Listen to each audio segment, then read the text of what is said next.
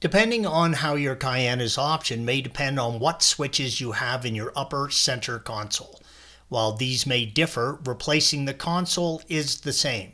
There are two parts to the upper console: the outer trim piece, red arrow, and the console itself, blue arrow. Begin by using your hand and gently pulling down on the trim piece at the front by the windshield, red arrow. Once the front section has released, use a trim removal tool and gently pry down and around on the outer trim piece, red arrows. Use care as the trim tabs are small and delicate. Once all of these are removed, you can remove the outer trim piece from the console. Using a trim removal tool, start by gently prying down on the front of the console, red arrow.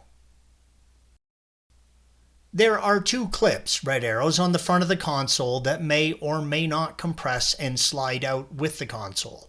Ours did not, and we had to use a trim removal tool to try and pry them back. Use care here as you do not want these metal tabs to grab or rip the headliner. Once you have it low enough to clear the front clips, press in on the tabs on the side and lower it more. Blue arrows, one side shown. There are two clips towards the rear, red arrows. These may or may not fight you, but again, make sure you don't get caught on the headliner. With these free, the console will pivot down and hang by the two plastic pegs towards the windshield.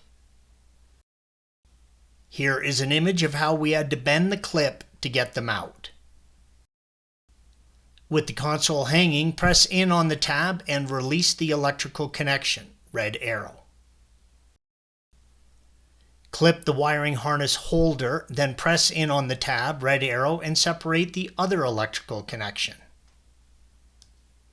If you are reinstalling the same console, you will need to bend the clips back into position before reinstalling. Installation is the reverse of removal. Thanks for watching. Be sure to subscribe to our channel and check out another video in this series.